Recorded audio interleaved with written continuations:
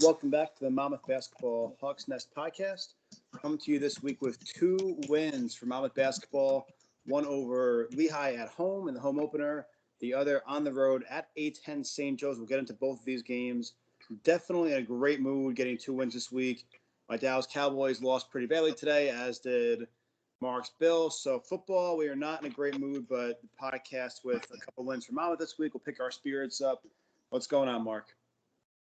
Feeling great about Monmouth and really looking forward to reliving two excellent wins and looking ahead to two really big challenges this week. So Lehigh comes into Monmouth the other night, and I got to tell you, first of all, it was amazing being back in the arena, walking into the Ocean First Bank Center now, the Marilyn McNeil Arena, which is awesome for her. Well-deserved, great career at Monmouth, one of the few female athletic directors in Division I. She really made her mark at the university and the whole region. And so congratulations to her. Really, really cool moment there. The whole game, though, the whole environment, there were more fans than I thought there would be. The first couple minutes, it was still filling out, but eventually we had a pretty good crowd. But just having the energy back in the building, having George Pappas lose his mind for a little bit, shooting threes, just everything that went along in that game. The mask did nothing to hold me and Mark back. I think I yelled at the refs more in that game than I have in a long time at a home game, and Mark did his thing. I could hear him. The best. You know what I missed the most? It wasn't even the game. I missed Mark yelling at a ref about a call, and then I can see in front of me, because I'm about 6 rows off the court, I can see in front of me about 4 rows of fans, including kids sitting courtside, that all turn around at the same time and look at Mark like, who is that guy yelling? And I missed that kind of moment. That's the fun stuff that we missed all of last year. Yeah, I don't think my throat missed it, but definitely my heart missed it. And it was great seeing some people I haven't seen in over 600 days and being in the building. Over 1,900 fans, approaching 2,000. There have been days without COVID protocols where we didn't get that many people in the stands. So the community and the students really showed up and showed out in support of the kids on the court, and really happy for the players to get to experience a really raucous environment in their first home game in over 600 days.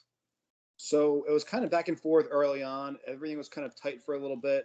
Lehigh did take, I believe, an 8-point lead at one point early on, but Monmouth kind of just wiped that away. They were up, I'm checking the score now, they were up 13 going into the half. Pappas made a little run, and, McClary hit some shots, and, they had a comfortable halftime lead. They gave it away a little bit at the end. It got down to 6 or 7 points, but overall they bounced right back and got the double-digit win, 85-75. But in this game, Monmouth really did control it most of the way, besides a couple little blips. But, George Pappas lost his mind in this game. My God. 31 points, 7 threes, 7 of 13 from 3. He was just flying all over the court, and I was internally begging for like a shot from the Emma or half-court shot. I'm like, he looked like Steph Curry for a couple minutes. I'm like, this kid's going to make a shot from anywhere on the court. Just pick a spot and he'll shoot it. And he let it fly that night. It was fun watching him play that night. Walker Miller did his thing again, 19 points, 7 boards. Shavar had a quieter night, but still 16 points.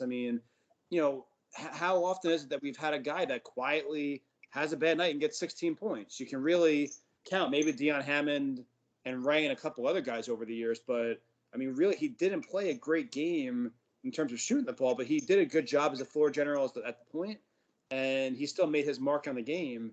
But, those 3 guys are just the nucleus of this team, and we'll get to Marcus more later, but the 3 of them in this game just dominated Lehigh. Before I forget, and I'm speaking out of turn, but when you talked about Steph Curry, George had a play in the first half against St. Joe's where he caught the ball at the 3-point line, pump faked, spun into a 360 dribble, step back 3 all net. And if that wasn't a microcosm of who George Pappas is, I don't know what is. That was just, he's a fun player to watch. And he said his emotions got the best of him in the home opener, but you know that George Pappas, he wears his emotions on his sleeve no matter what's going on. Some good for Monmouth in this game: 21 of 23 from the free throw line, 91%. Won the rebound battle, 37-31. They only had 9 turnovers and forced 17, and they hit 8 of 20 from 3 at 40% clip. All really winning stats when you look at those. There were some bad things in this game. They allowed Lehigh to shoot over 49% from the field. They had way too many poor defensive switches that set up Lehigh for plus matchups with their bigs on our guards inside for easy buckets. And this is something that seems to be a consistent issue throughout the first few games of the year that I'd really like to see cleaned up by the coaching staff. Again, it sounds like nitpicking when a team is 3-1 and they're coming off a 2-0 week, but that seems to be something consistently for all the positives. That's a negative that I see early on that I'm sure other coaches will see on film and look to exploit. And then, like you had said, they allowed Lehigh to kind of creep back into the game rather than blowing it open when we were up big. And one more thing that concerned me, defending Jamero Wilson, who I said would be a problem with his 6'7" size and his versatility as that stretch four. He scored 20 points, 8 of 10 shooting. He was able to score easily inside on our guards and wings, and then he was hitting jumpers over our 4 men. So that's very concerning, Ryan, when you think about all of the versatile small ball fours that we'll see in the MAC. Yeah, we're definitely gonna have to make adjustments as we go, and we're still getting guys healthy, and we're still getting guys minutes. I mean, nobody's really played a lot of minutes yet. We haven't seen Jarvis Vaughn; he hasn't suited up yet. Clement Vugas hasn't suited up yet. None of the freshmen really have gotten into games, so we're really playing 7, 8 guys deep. But I mean, look at the minutes from these games. McClary got into some foul trouble in the Lehigh game. And we didn't see him for a little bit. Actually, no, it wasn't foul trouble. I think he got hurt for a little bit, and then he started getting fouls. But in this game, it was kind of like, just a lot of guys aren't getting the minutes yet. So you're wondering kind of when that's going to happen. But most of the starters are getting 35-plus minutes in these games. And you see Foster, Ruth, and Chapu are the main 3 guys off the bench. Holmstrom and Allen got a couple minutes in this game too. But you're really seeing those guys get 35-plus minutes. And we've talked about the rotation. You wonder when, listen, I'm not complaining. I love winning games, and I love these guys out there. But you also got to give them rest here and there. You do wonder kind of when King is eventually going to open things up a little bit and let some of those guys play. Is it going to come in a game versus Cincinnati or St. John's where maybe, hopefully we don't get run out of the gym. Hopefully we're in those games with a chance to win. But maybe we're down in those games a little bit and he rests guys and gets some of the freshmen, or is he going to keep doing the way he's doing it? It's really interesting because teams are going to adjust to this team and their starters. And, King's going to have to make adjustments along the way like you do in any basketball season. It's going to be really interesting to see. Yeah, a couple guys out of that core 4. Nikkei Ruddy, he's really playing his role very well. He wiped the glass for 9 defensive rebounds in this one. And I thought Miles Ruth really gave a punch off the pine against Lehigh. 5 points, 3 rebounds, 2 assists, and 2 steals. Looked confident, looked aggressive, really quick out there against the Lehigh guards. When you're talking about the rotation, I think that King trusts those 5 main guys. And then, he has varied levels of trust in a few guys off the bench. I agree with you. The one guy that whenever he gets healthy, which we don't know when it will be, that probably should see some minutes and could really help out is Jarvis. But, if that would put you at, somewhere between 7 and 9 core guys. And contrary to what Monmouth has done in the past, I don't think you need any more than that. And especially so many of these guys, this is what they're playing for. Like, this is their last opportunity in college basketball. And for some of them, it might be their last opportunity as a basketball player. So let them leave it all out there in their super senior seasons. Yeah, I couldn't agree more. Those are the guys that need to get the most minutes. I am interested to see the freshmen. I think it's a good freshman class, so I am intrigued by what they're going to do out there. But before we move on, did you see the pass by Miles Ruth? He threw a dart.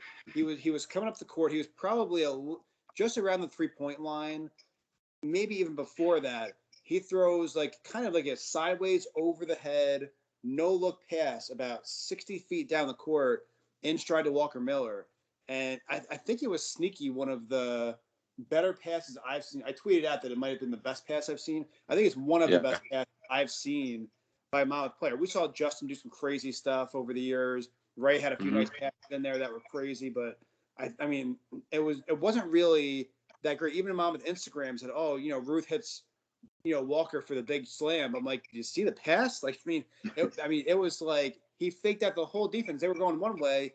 I mean, a 60-foot no look pass hit the guy in stride. I mean, that was impressive. I jumped out of my seat and lost my mind on that one. I haven't seen him do something like that yet.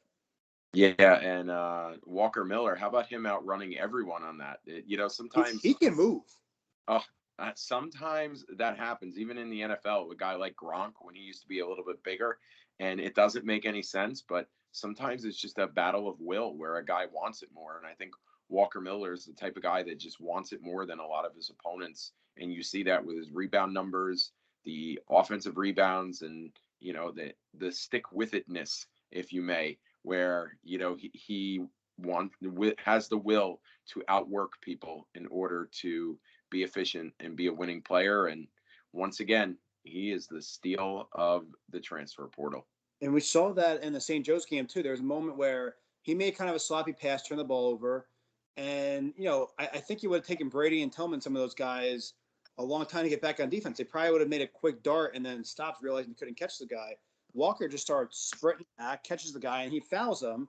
But he fouled him instead of giving him an open layup. So he takes a lot of pride in getting back on defense and being athletic and making up for mistakes that he makes, the few of them that he makes. But I mean, he's by far, from what we can see, the steal of the transfer portal. Nikkei Ruddy, again, not hasn't been great shooting the ball, and we know that's not his game. He's not an offensive guy. He throws down a big dunk here and there, but he has been defending pretty well. He did have 9 rebounds and a block in this game. And then off the bench, Foster and Ruth got a few minutes. He got 14, 19 minutes.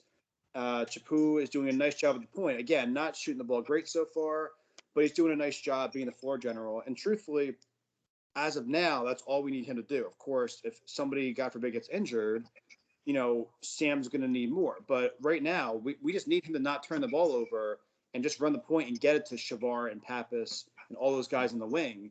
And that's really all he needs to do. So overall, you can't complain about what Mama's done so far. I actually saw the other day, they are 4th in the country in free throw percentage, 4th in the country behind Villanova and a couple other teams. And, that's what Mama's going to have to do to win these games. They're an older team, so they know how to play defense. They know how to close out games, and they shoot free throws well. And those are teams that go to the NCAA tournament in the end. So hopefully they can keep that going. But the free throws have been awesome so far. Yeah, Ryan, one thing before we move on to St. Joe's, I think if Monmouth had blown the game open against Lehigh rather than let Lehigh hang around and then creep back in and make it a 2 or 3 possession game late, you probably would have seen some of those guys off the bench, some of those freshmen get some run at home. So in a way, that was a wasted opportunity where you could have had those kids get their feet wet a little bit. Looking at the St. Joe's game, what a win for the program. Biggest win for Monmouth non-conference since Memphis back in 2017. It's been a few Monmouth years. 80, Monmouth 87, St. Joe 75. The first ever true road victory in the program's history over an Atlantic 10 program. 19 of 21 from the free throw line, 91%. 8 of 15 from 3, 53%. They shot 48% from the field, and they out-rebounded St. Joe's 43-34. St. Joe's had talent offensively, but the announcer, who I thought did a really good job, by the way. I mean, sometimes Yeah, I you agree. watch these games and it's brutal, and especially it's hard when it's a one-man booth. I thought he did a really good job, and he was just pleading with St. Joe's to focus in and give some consistent defensive effort, IQ, and attention. And that's where Monmouth's veteran presence really took over. The only bad things, Monmouth committed 12 turnovers and only forced 11. And St. Joe's, who is the bigger team from the bigger conference, jacked up 37 threes, and they made 13 out of 37. So 35%. You would like to be able to negate that a little bit, but maybe part of that was the game plan where we said Funk and the big man, the center who ended up being a non-factor, which I was surprised about. He was coming in averaging a double-double. You really had to pay a lot of attention to them. So maybe Mama's defensive game plan was more geared towards stopping them. And the notable storyline, I'm going to let you take it away with Marcus McClary, because that was just awesome. Yeah, I think King did a good job of saying those two guys are not going to beat us down low. You guys want to shoot threes over us all day? Go ahead. You're not going to make as many as we are. So good luck with that. We're not letting you kill us on the boards. And it showed. Monmouth won the rebounding battle by 9 rebounds, 43-34. So that was the most surprising thing for me from the day. But, we're going to give Marcus McClary all the glory here, because I think, a lot of people are going to say Shavar because he had the most points by 1. But Marcus McClary did everything in this game. And every moment that Monmouth needed a stop, a big shot, Marcus McClary did everything for this team. There's no way they win this game if you get Marcus McClary from last year or the year before or year before that. There's no way you win this game. This is Marcus McClary. Even if you had Marcus McClary from the first half, he had a really rough first half. This was 2 for 5 for 5 points and missed 2 layups in the first half. He was a different man coming out of the half. Far the best game of his career. And, he's doing things. Even he did it against Lehigh, too. He's done a few of these where he takes the dribble, he goes ISO, he sizes the guy up, does a couple fakes and dribbles, steps back, and just either bangs a 3 on the guy or drives right by him. And since when does Marcus McClary size guys up? I mean, that has not happened in 4 years of Monmouth. He might get an open 3 on the wing. He might drive to the basket. He might hit a little 10-footer. He is not Justin Robinson that sizes guys up, but that's what he's doing right now. He's looking at the guy in the eye and saying, I'm taking you, and he's hitting shots. I mean, Marcus McClary, he was impressive. 11 for 17, 2 of 2 on threes. He had 7 rebounds to go with it. I mean, he did a little bit of everything in this game to get to 24 points, played 37 minutes. I mean, he did everything, and without him, there's no way Monmouth wins this game. And it was fun to watch him. He kind of took on a bit of the George Pappas villain persona. He did. He was staring guys down. He was jawing. He was motioning they're too small. And even on one of the threes, he was hopping up and down the floor when St. Joe's had to call a timeout. It was really fun to see from a guy that very rarely ever shows that side of him. His confidence is sky high right now. It's just sky high, and it's great to see for a fifth-year guy. You had Shavar, which I thought that was the quietest 25 points I'd ever seen before. When I saw 25 at the end of the game, I'm like, I know Shavar played a great game today, but 20, I would have guessed he had like 17 or 18, 25 points. He did that quietly, but he had 4 rebounds, only 1 assist in the game. But again, 9 for 9 from the free throw line. He's making everything there. Hits a couple threes, goes 7 of 16 from the field. I mean, Shavar did a little bit of everything in this game. You get another 15 points and 12 rebounds from Walker Miller. He's doing that every night. And then he showed the 3-pointer not once but twice in this game. And then Pappas scores 18 of his own. So when your starters are going 15, 24, 18, and 25, Monmouth's not going to lose a lot of those games. And Ruddy, again, played a nice defensive game in 38 minutes, had 10 rebounds in that game. He did a nice job, too, on defense. Again, he's not going to get the shots in this team, and he knows that, and it seems like that's just the role he's embraced in this team. He knows he's not the shooter.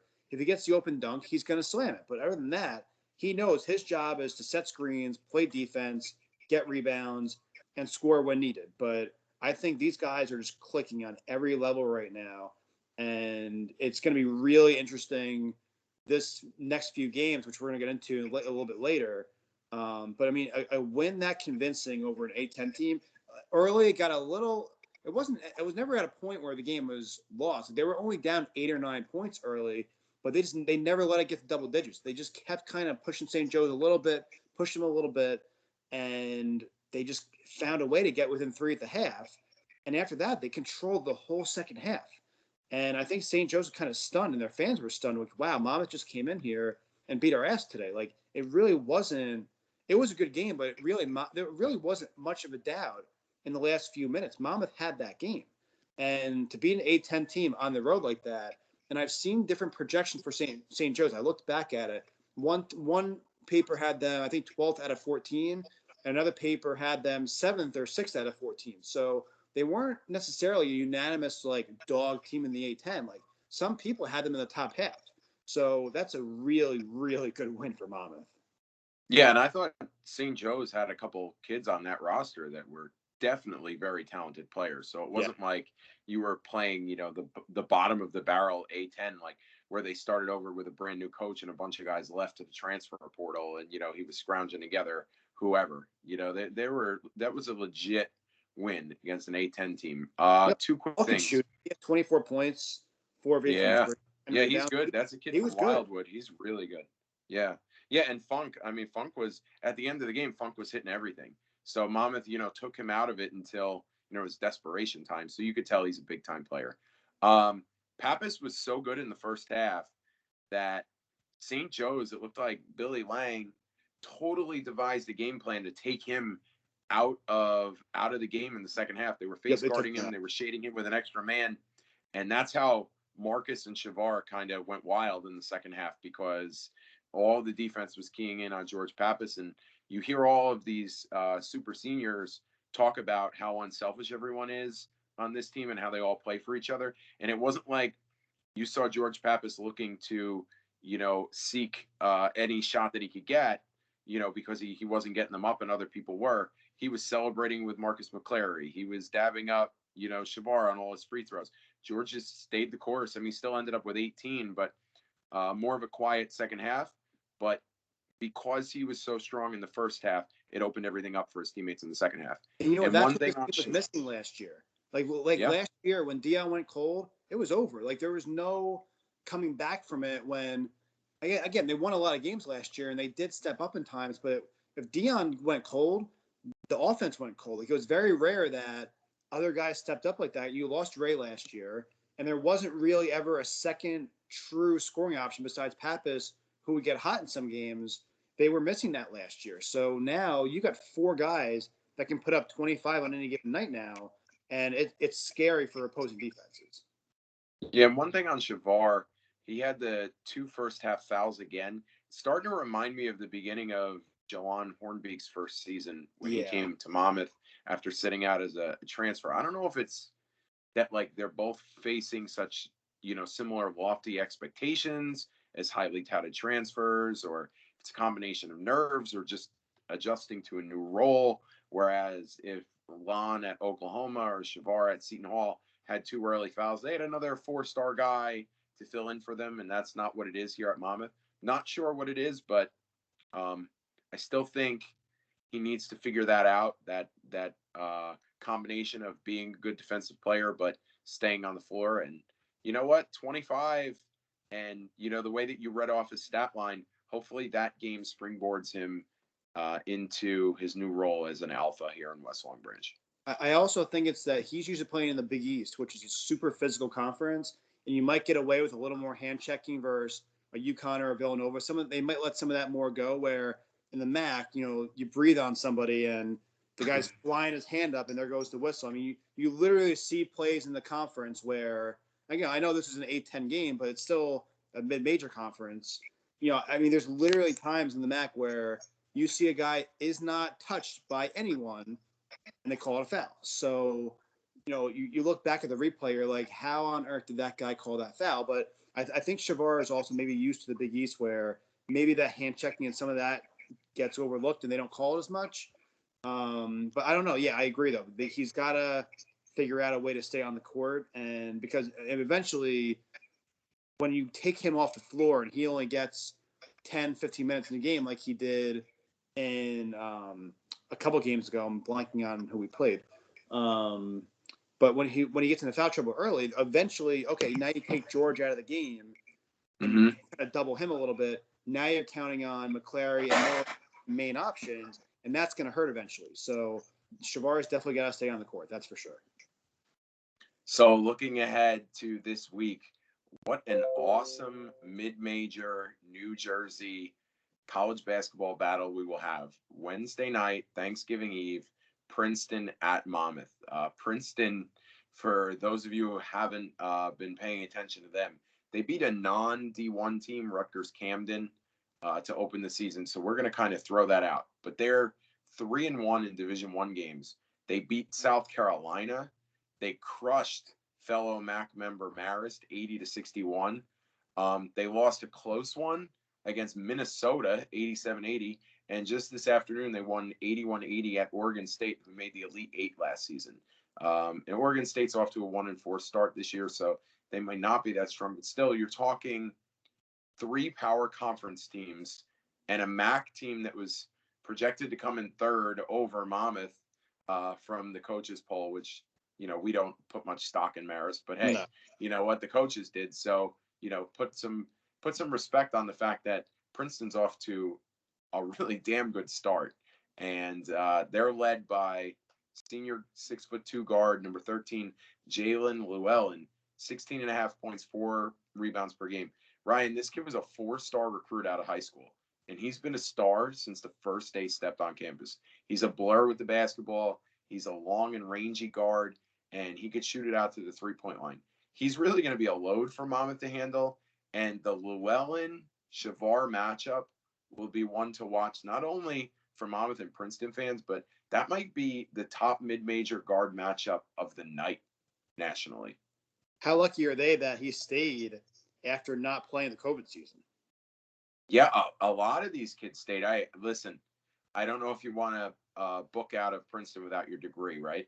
True. So I would agree with that. Yeah, and they're a veteran team too. So as we go through a couple of these guys, you'll hear they have a wing, Ethan Wright, number 14, 6'4" senior, 14.5 points and 10 rebounds per game. So he plays a lot bigger than he is. He mixes it up in the paint. He had 18 rebounds against Power 5 Minnesota, and he can drain it from deep. Wright's kind of a matchup problem for bigs and wings, and I'd expect to see fellow versatile wing who plays much bigger than he is, Marcus McClary, draw this assignment, and what will be an excellent battle of senior glue guys. And then Princeton has a 6-man, Ryan Langborg, number 3. He's a 6'4" junior wing, 11 points per game. He's a 3-point sniper.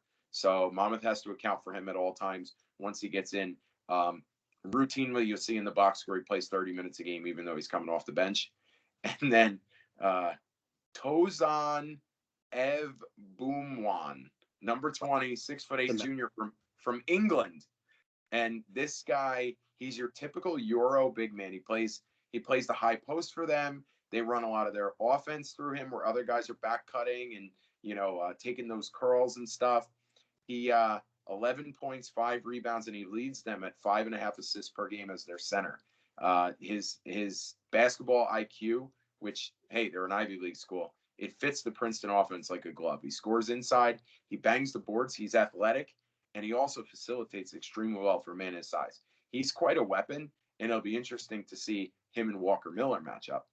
And Princeton has a really interesting X factor. They have a whole bunch of good role players as you slide up and down their deep and talented roster. But I'm going to go with senior forward, 6'7", number 5, Drew Freiberg, 7.7 points per game and 4 rebounds per game. Now he's kind of overshadowed a lot in the box scores by Ryan Langborg, who comes off the bench and scores a lot, but Freiberg exploded for 17 points, 4 boards, and 4 assists in their most recent Power Conference upset at Oregon State this afternoon. He's known as a tenacious defender, but he can also shoot it and score the basketball, but doesn't always do that. So that makes him a dangerous X factor for the Tigers. Also, he could prove to be a difficult cover for MU when he plays the stretch 4 position, like the issues that they had with Wilson from Lehigh. But should be an excellent basketball game for fans in New Jersey. I really urge anyone who can make it out, even if you're not a Princeton or Monmouth fan or alum, you just enjoy college basketball, to come and see what should be high-level competition. Got Kyle Franco coming in to cover the game. Got Jaden Daly coming in to cover the game. So definitely has a big game feel to it. And it's always tight when they play. I mean, we played a few years ago at Princeton. Ray hits a buzzer beater to win the game. When Justin Robinson was here, we had the classic 98-90 win over them. I mean, there's been some really amazing games between these two teams. And it's shaping up to be the same thing, where Monmouth 3-1, getting a big win this weekend and looking dominant so far, coming in with some high major guys versus Princeton, who is beating high major teams. And it's in West Long Branch, which I'm very thankful for. But, I mean, this is going to be a really, really good mid-major game. I don't think you're going to find a better one on the schedule on Wednesday night. Yeah, that 98-90 game, that was awesome. Both teams had really excellent senior guards that year. It was Robinson against Devin Kennedy, who ended up playing for Orlando's G League team for a few years. The Llewellyn-Shavar Reynolds matchup should possibly approach how good Kennedy and Robinson with the show that they put on that night. Final game before we hit the Buffalo trip. Saturday, the 27th at Cincinnati at 2 o'clock, ESPN Plus game for everybody out there looking for how to follow this one. You get Walker Miller facing off against his brother Wes, who coaches Cincy and also played at UNC. Wes Miller and King are close, which played into how Walker came to MU in this game being scheduled. Really nice for another UNC guy to schedule a non-conference game against Monmouth. Isn't that nice, Ryan? By the way, UNC lost. They lost to Purdue. Poor Hubie had a rough night. Best of luck. Actually, the opposite of best of luck. I wish you no luck in your next game. Whoever you play, I'll figure out who that is right now. North Carolina's next game. We can root against them. Oh, they lost 2 games. They lost again today to Tennessee. Oh, what a shame. 17-point loss to Tennessee. Wow. So they slipped to 3-2, and now they play UNC. Also, they almost lost to Charleston the other night. Charleston on the road almost took them down. They got to the last couple minutes. It was like a 3-point game. And then you get UNC Asheville this week, and Michigan, I hope, wipes the floor with them on national TV on Wednesday night. Well, actually, that's December 1st. That's next week. But, yeah, I'll be You know looking. what made Yeah. It made me sick. Some guy who covers college basketball in Monmouth on Twitter I saw that. celebrating the fact that they played at the College of Charleston.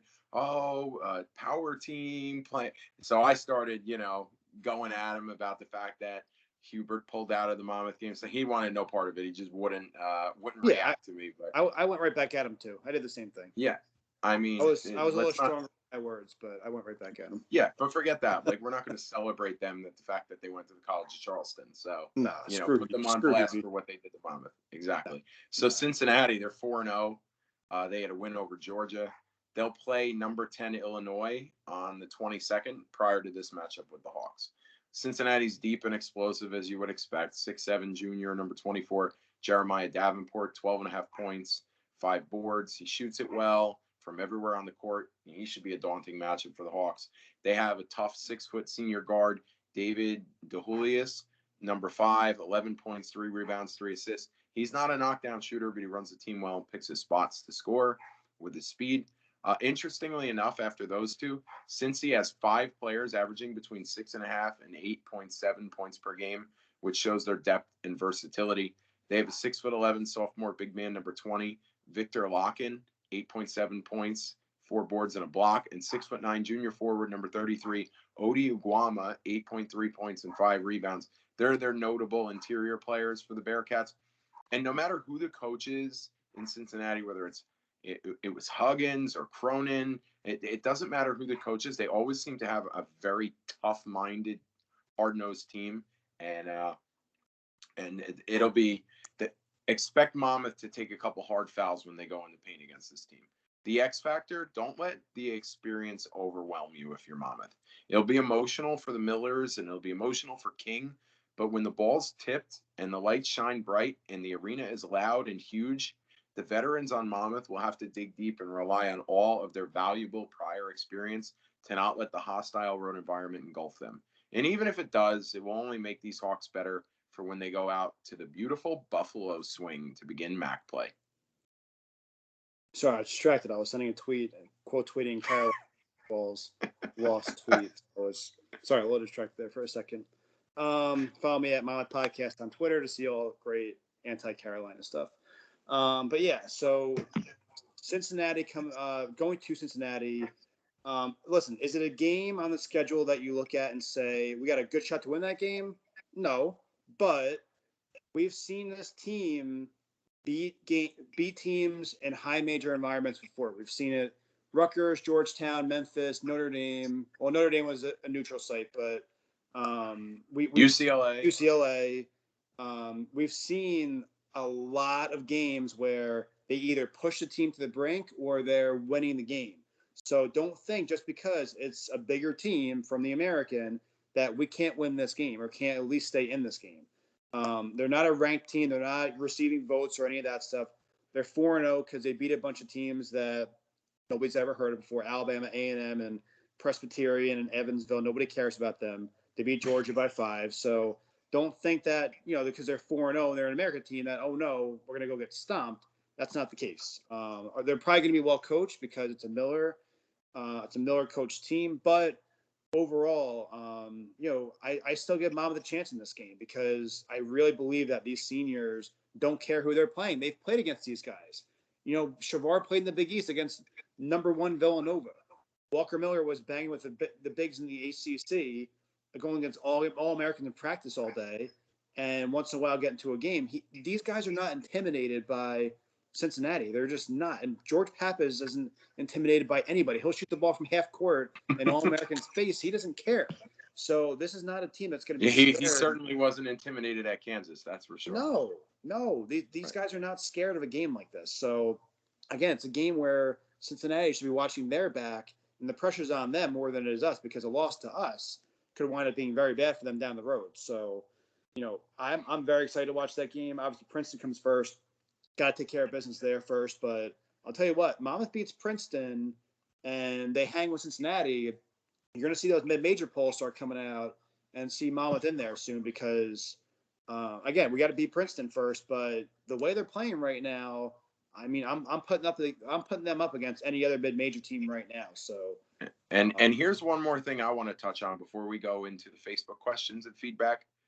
So much has been said on Twitter and celebrated about Rick Pitino's non-conference schedule, and he's not playing any true road games in his non-conference.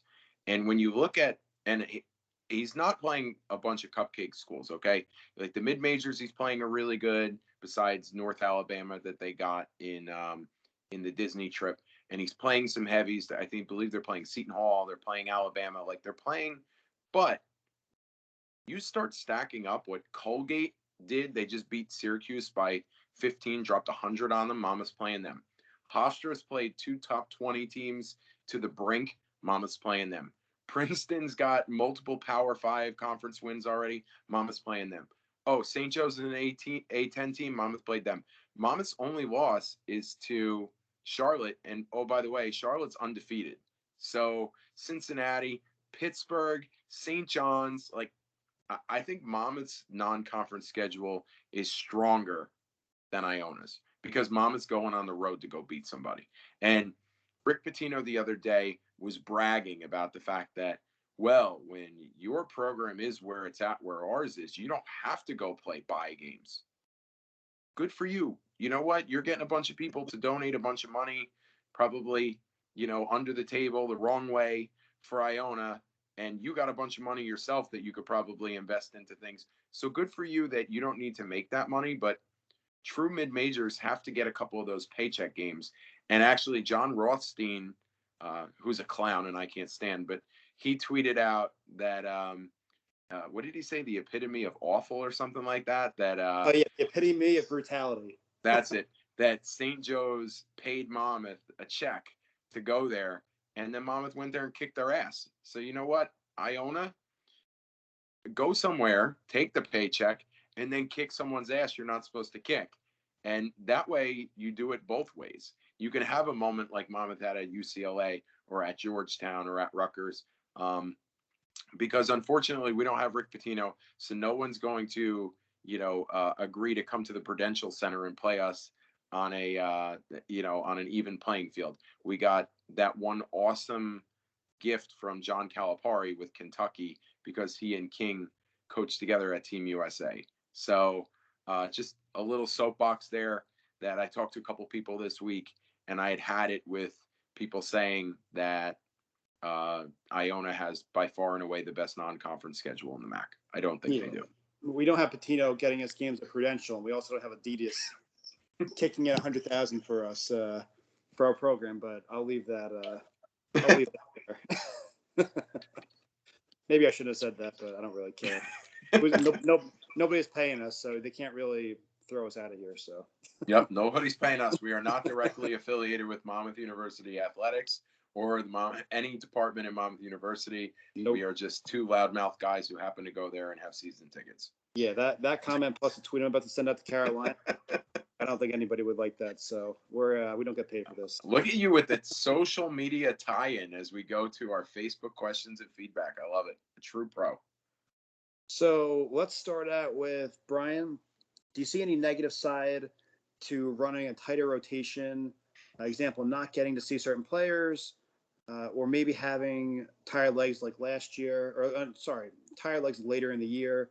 What are your thoughts on going back to the trap defense on occasion, running an all-out blitz on offense and switching on every pick? Do you think teams will catch on to these and adjust as that has happened in the past? I think teams will adjust. I think teams always adjust to each other.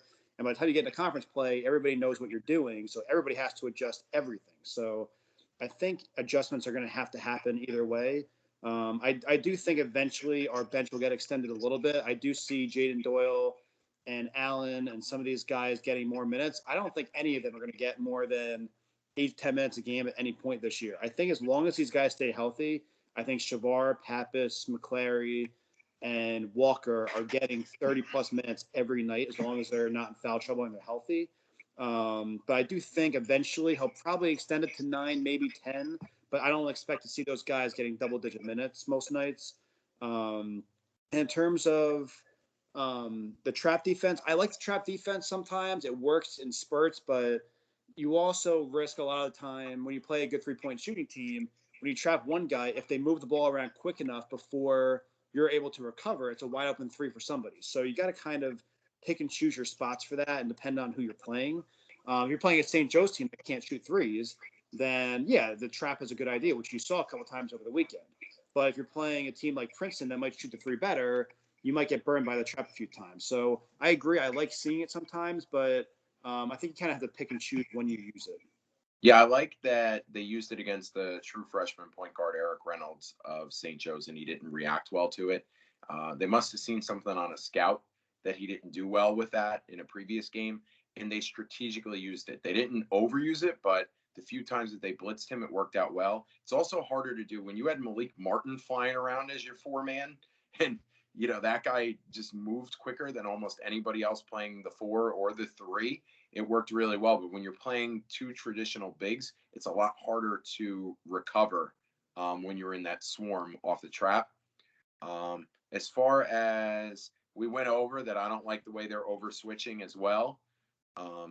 And then what teams are going to figure out ultimately, like when you get into the MAC and you get into the MAC tournament, it's more than X's and O's, it's Jimmy's and Joe's, and it's going to be like who has the best talent ultimately will decide these things. Like, and I'm a coach, I get it. Like, there's a whole bunch you can do in preparation and game planning and scouting, but if one team has a guy that's way better, that or 3 guys that are way better, ultimately on a basketball court, 9 times out of 10 they're going to win. So just happy we have the players that we have.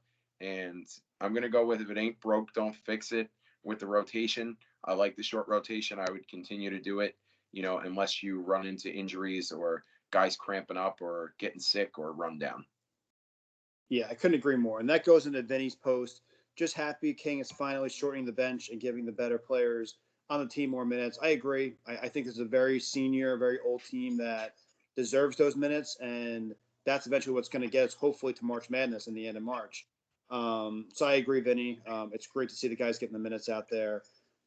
Joe, he's looking for the status of the injured players. Thoughts on the possibility of redshirting players who may never see any substantial minutes this year. Example, Doyle, Allen, Fagan, Crowley. If Roddy and Chapu have an extra year of eligibility, does either or both of them opt to stay? So in terms of the red shirts, I do personally think that at least probably 2 of those guys will probably redshirt. Again, I can't redshirt Allen. He already played. Yeah, Allen's done, but I don't think they'll redshirt Doyle. I could see the big guy from Ireland possibly. I could see Fagan. There's a few guys in there I could definitely see getting redshirted because you got to think about it.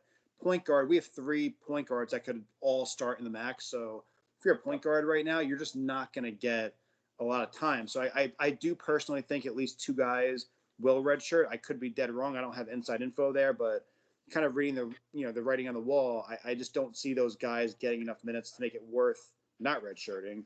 In terms of Ruddy and Chapu, I'm very confused by the COVID rules. I'm not sure exactly how it's going to work, but I don't think they would lead because I think Chapu has a chance to be the starting point guard next year, along with Miles Ruth. If not, he'll get a lot of minutes at guard, and Ruddy will do the same thing. He'll get a lot of minutes at the power forward. So I do think they would probably opt to stay if they're eligible to. But I don't know. We're a long way away from that, so it's kind of hard to tell. Yeah, it's also difficult because you don't know if they want to go for a master's degree. Does Monmouth have the program that they would even be interested in? That's what happened with Malik. Malik, they didn't have the program.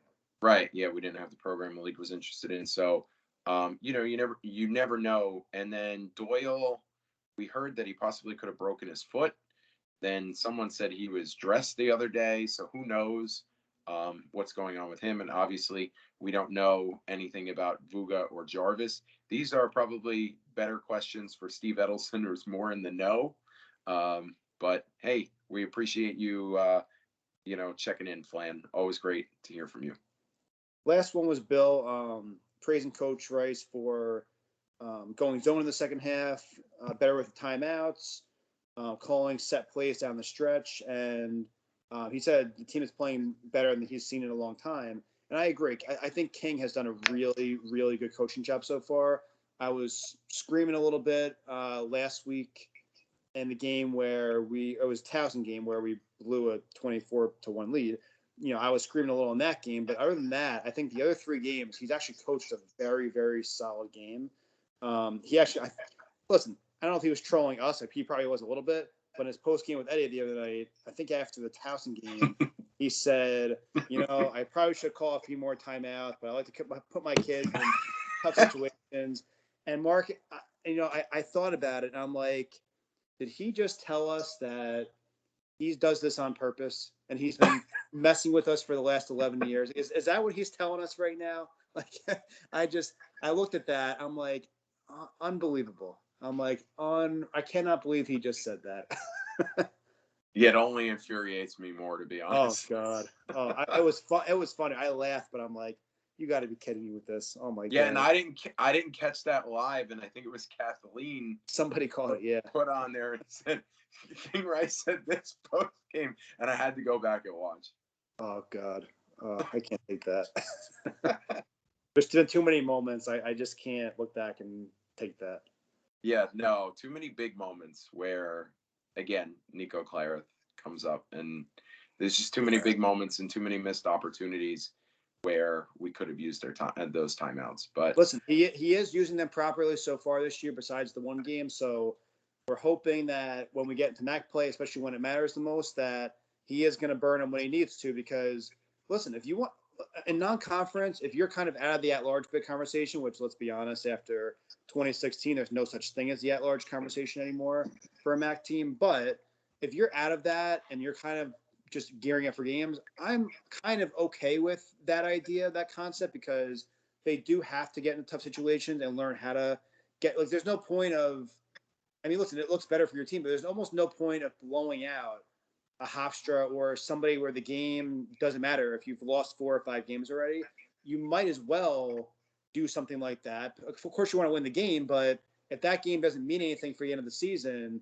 I almost understand that a little bit. But once you get into MAC play, it's got to be you're coaching for real now, and you're calling timeouts when it's needed. You're not messing around now. So at a conference, if you're out of it for at large, I get it a little bit. But conference games, let's call those timeouts. Let's get that done.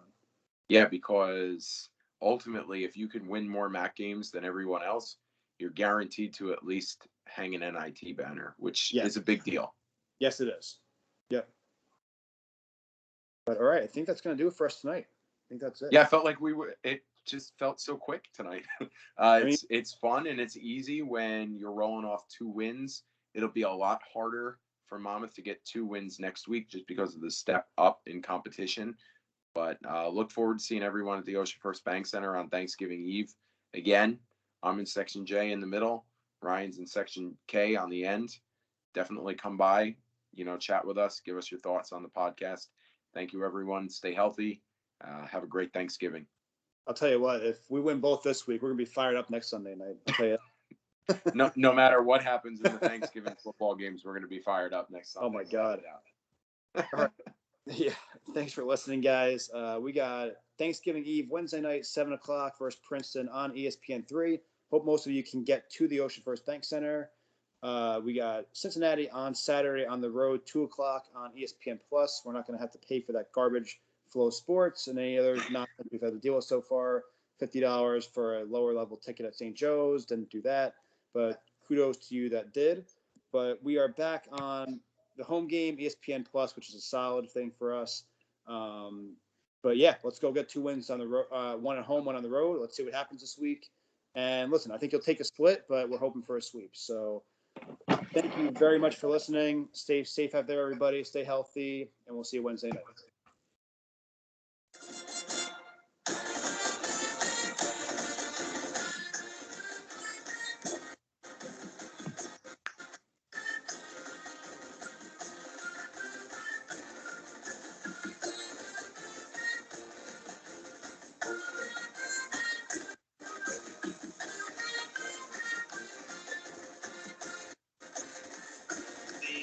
Is greatly